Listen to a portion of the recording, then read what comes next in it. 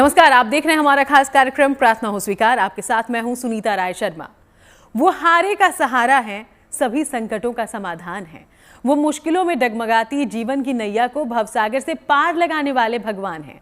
वो कलयुग के ऐसे साक्षात देव हैं जिन्होंने द्वापर युग में अपना शीश कटवा दिया, लेकिन संकटों में घिरे अपने भक्तों का शीश कभी झुकने नहीं दिया। हम बात कर रहे हैं राजस्थान के सीकर जिले में बने भगवान खाटू श्याम के मंदिर की, जिनके दर्शन करके सबकी मनोकामनाएं होती हैं पूर्ण हो जाता है।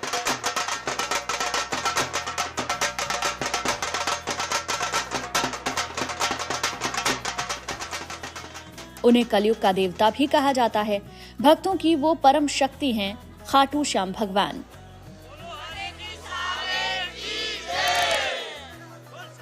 कथा मिलती है कि खाटू श्याम महाभारत के बर्बरीक हैं, जिन्हें आज दुनिया बाबा खाटू श्याम के नाम से जानती है, जो जन जन के विश्वास के प्रतीक बन चुके हैं।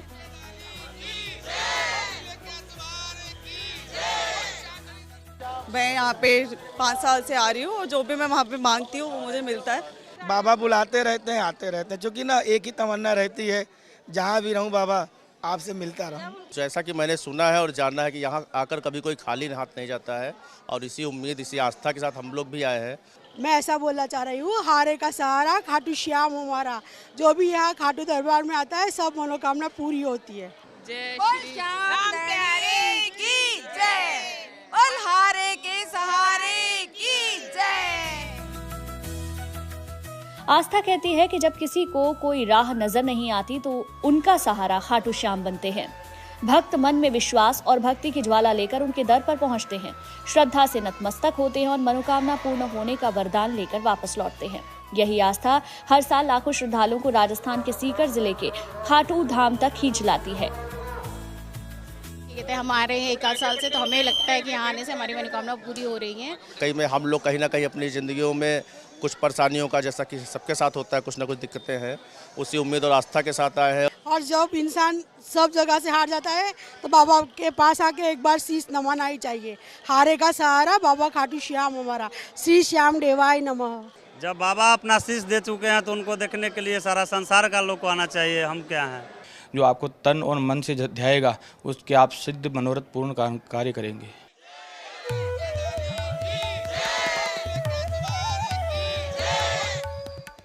माना जाता है कि खाटू श्याम केवल एक मंदिर नहीं बल्कि आस्था का ऐसा केंद्र है जहां हार में भी आशा दिखाई देती है। लेकिन कौन है ये बाबा श्याम, जिन्हें भक्त हारे का सहारा कहते हैं? कहते हैं कि खाटू श्याम का इतिहास 5000 साल पुराना है, जिसकी कथा जुड़ती है महाभारत के युद्ध से।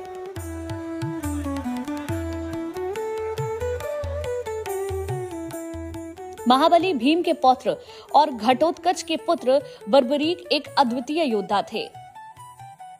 उनकी माता मौरवी, जो स्वयं वीरांगना थीं, अपनी मां मोरवी से युद्ध कौशल सीखने और शिव की तपस्या करने के बाद उन्हें 3 अमोघ बाण मिले, जिसके बल पर वे किसी भी सेना को 1 मिनट में हरा सकते थे।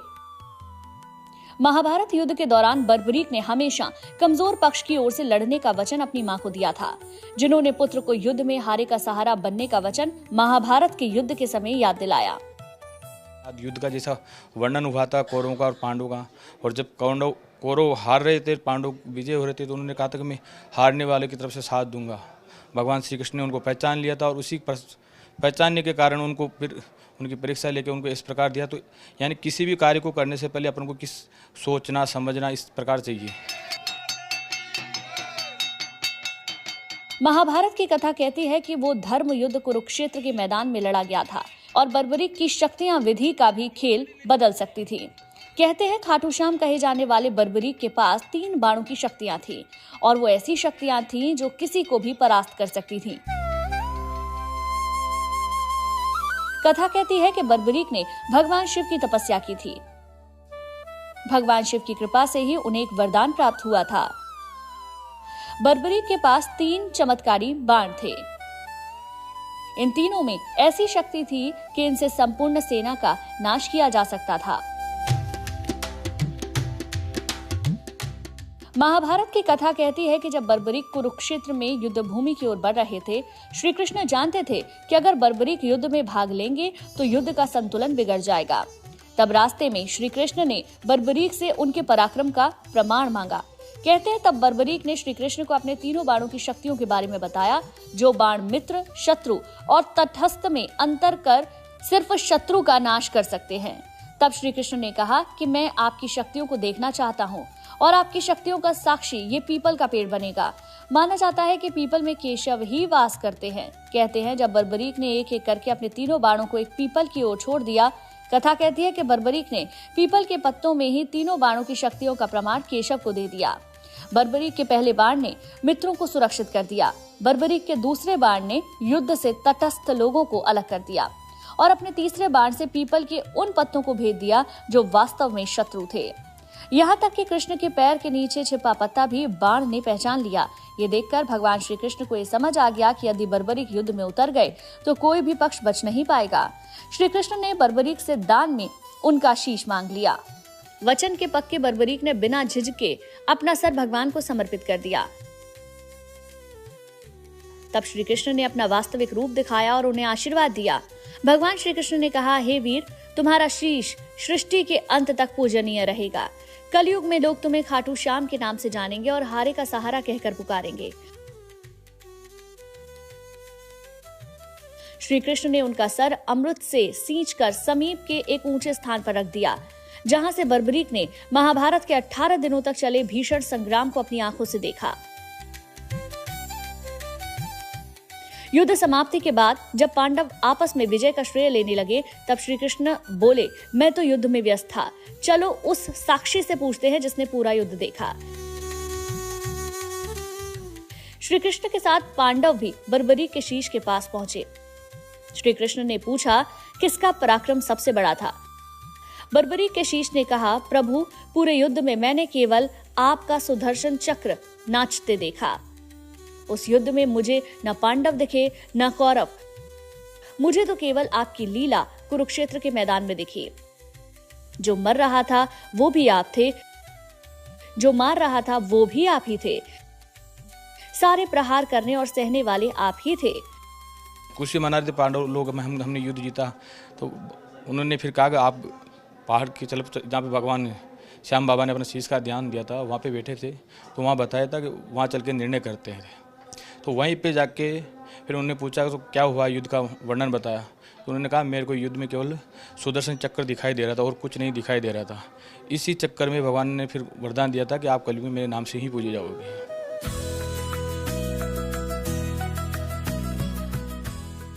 कथा कहती है कि महाभारत के युद्ध के बाद वही शीश राजस्थान के सीकर जिले के खाटू गांव में प्रतिष्ठित किया गया, जो आज विश्व भर में खाटू श्याम मंदिर के रूप में प्रसिद्ध है।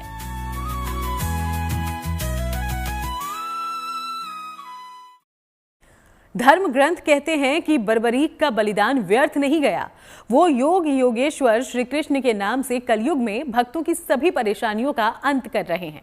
या यूं कहें कि जो भी बाबा खाटू श्याम के दर्शन करता है, बाबा की कृपा से उसकी सभी परेशानियों का अंत हो जाता है, क्योंकि उसकी सारी कामनाओं की पूर्ति माधव हाल बनता है खाटू श्याम हमारा।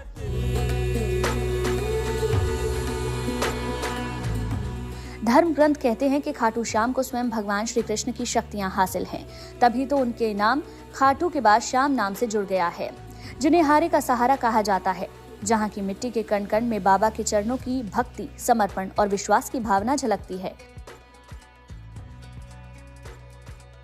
कहा जाता है कि जीवन में कैसी भी परेशानी हो, कोई भी विपदा आनी हो, बाबा के नाम सुमिर लेने से वो संकट कोसों दूर चला जाता है।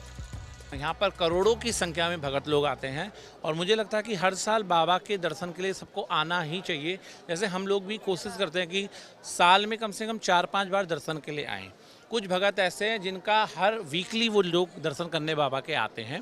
जब से मैं यहाँ आया हूँ, जो मैंने सोचा भी नहीं था उससे 1000 गुना अधिक मुझको बाबा ने दिया है।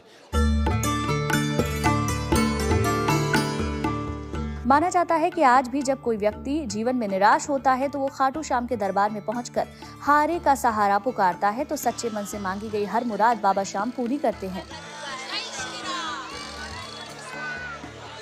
खाटू वाले श्याम केवल एक देवता नहीं बल्कि विश्वास की जीवित मूर्ति हैं। एक ऐसा अटूट विश्वास जो कहता है कि जब तक बाबा खाटू श्याम का आशीर्वाद है, उनका बाल भी बांका नहीं हो सकता। कि बाबा हारे के सहारे हैं, जिसकी भी कोई दिक्कत परेशानी कोई प्रॉब्लम्स हैं, सबके जीवन में दुख होते हैं और उस दुख को उन परेशानियों को दूर करने के लिए अगर हम बाबा से सच्चे मन से श्रद्धा से अपनी अर्जी लगाते हैं तो बाबा उसको पूर्ण करते हैं। और फिर भक्त यहाँ पर सवा मनी का प्रसाद ये आप देख रहे हैं तोरण ध्वजा वगैरह यहाँ पर चढ़ाने बाबा को आते हैं। बाबा खाटू श्याम का संदेश सरल है, हार से डरो मत, क्योंकि सच्ची आस्था ही हर हार को जीत में बदल देती है। यही कारण है कि बाबा श्याम आज भी हारे का सहारा बनकर हर भक्त के जीवन में आशा की ज्योति जलाए हुए हैं। कार्तिक माह की शुक्ल पक्ष एकादशी तिथि को खाटू श्याम बाबा का जन्मोत्सव मनाया जाता है। अखंड भक्ति का भाव लिए भगत अपने आराध्य बाबा के दिव्य और भव्य दर्शन के लिए खाटू श्याम मंदिर का रुख करते हैं। फाल्गुन महीने की आम्ल की एकादशी और कार्तिक महीने की देवोठनी एकादशी पर यहाँ पांव रखने तक की जगह नहीं होती। मान्यता है कि जो भी भक्त सच्चे भाव से खाटू श्याम का नाम जपता है, यानी सच्ची आस्था प्रेम भाव से उनकी पूजा अर्चना करता है, तो उसकी सारी मनोकामना पूरी हो जाती है। जिंदगी के सभी दुख दर्द दूर हो जाते हैं और हर कार्य सफल होता है। कान्हा का तो 56 भोग लगाने की परंपरा रही है। खाटू श्याम बाबा को भी चूरमा, पेड़े, पंचमेवा, मिश्री के भोग सबसे प्रिय हैं।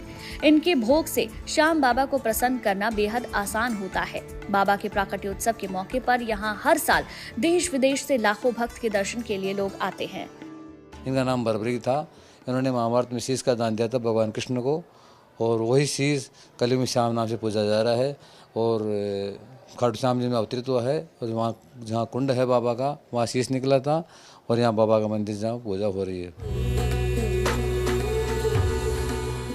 मंदिर परिसर में एक श्याम कुंड है, जिसके बारे में मान्यता है कि यहीं से बर्बरीक का शीश प्रकट हुआ था। भक्तों का मानना है इस कुंड में स्नान करता है या इसके जल के छींटे लेता है, उसके पापों का हरण बाबा की कृपा से हो जाता है।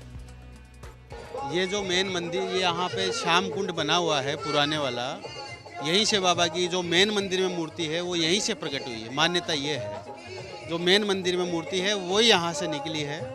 यहाँ तो बाबा का ये है कि बाबा का प्राचीन कुंड है, तो ये मूर्ति यहाँ भी वैसे बनाई हुई है। निकली हुई मेन मूर्ति वो है बाबा की।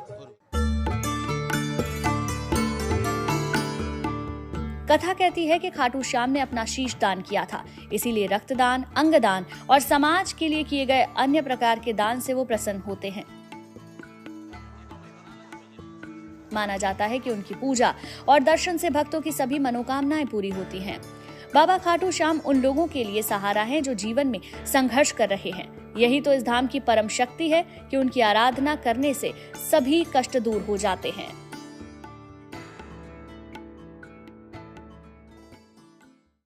तो अभी आपने दर्शन किए सीकर के खाटू श्याम भगवान के। चलिए अब आपको लिए चलते हैं जयपुर के गोविंद देव के मंदिर। माना जाता है कि गोविंद देव पूरे जयपुर के आराध्य देव हैं और जयपुर के सभी राजा खुद को गोविंद देव का दीवान मानते आए हैं। चलिए जानते हैं क्या है महिमा केशव के गोविंद देव स्वरूप की, जहां भक्तों की सभी प्रार्थनाएं होती हैं स्वीकार।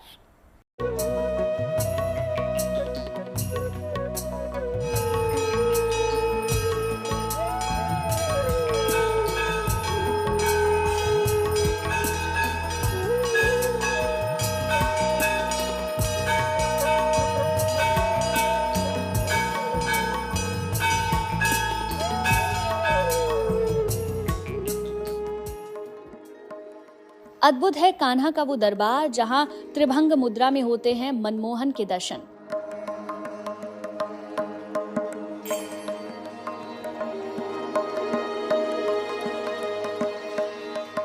इस अलौकिक धाम में राधा रानी के साथ विराजमान है गोविंद।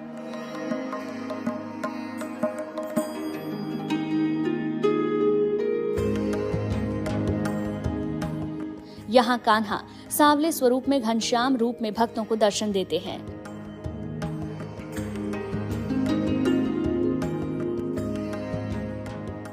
कृष्ण के इस दिव्य दरबार में आस्था और भक्ति की शक्ति साफ साफ नजर आती है। राजस्थान की राजधानी जयपुर, जहां देवकी नंदन विराजते हैं गोविंद देव स्वरूप में।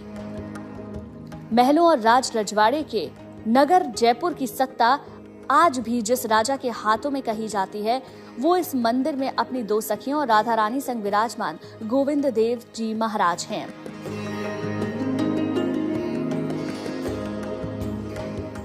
माना जाता है कि जयपुर के गोविंद देव के दरबार को राजस्थानी और ईरानी 2 वास्तु शैलियों में बनाया गया है। जयपुर का ये कृष्ण मंदिर बिना शिखर का है। मंदिर का प्रार्थना हॉल 119 फीट लंबा है, जिसकी छत की डिजाइन इस तरह बनाई गई है कि इस हॉल में कोई भी खंबा नहीं है। मंदिर की इसी खूबी की वजह से इसका नाम Guinness book of world record में दर्ज है।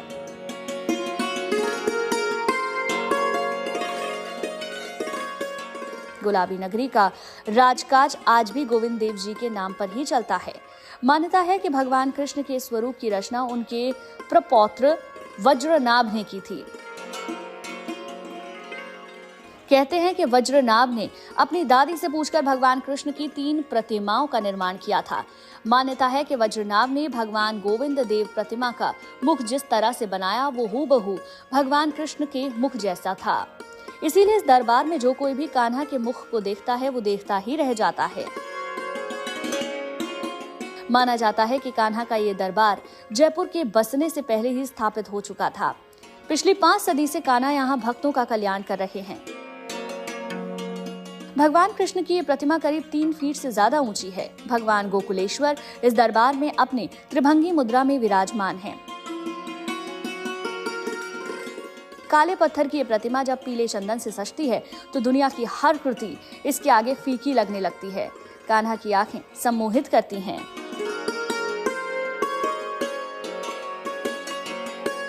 चांदी की ईंट पर खड़े गोपेश्वर इस धाम में राधा रानी के साथ नजर आते हैं। साथ ही उनकी 2 सखियों के भी दर्शन भक्तों को प्राप्त होते हैं। इस गर्भगृह में कान्हा चांदी की गौमाता के साथ दर्शन देते हैं। कान्हा के इस दरबार में भगवान कृष्ण की 7 बार आरती की जाती है।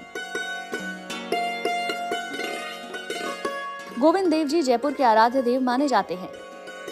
कहा जाता है यहाँ मौजूद भगवान कृष्ण की प्रतिमा पहले वृंदावन के मंदिर में स्थापित की गई थी, जिसे बाद में राजा सवाई जय सिंह द्वितीय द्वारा परिवार के देवता के रूप में पुनः स्थापित किया गया था। कान्हा को भोग के लिए 56 भोग की परंपरा निभाई जाती है।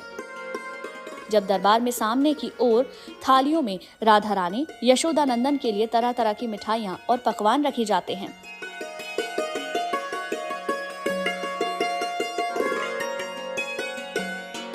मंदिर की एक और परंपरा भक्तों के लिए खास है, वो ये कि यहाँ सिर्फ मंदिर में बने देसी घी के लड्डुओं का ही भोग लगता है। वैसे तो इस मंदिर में साल के हर दिन भक्तों का तांता लगा रहता है, लेकिन त्योहारों के साथ साथ जन्माष्टमी और हर महीने की एकादशी पर मंदिर की रौनक देखते ही बनती है।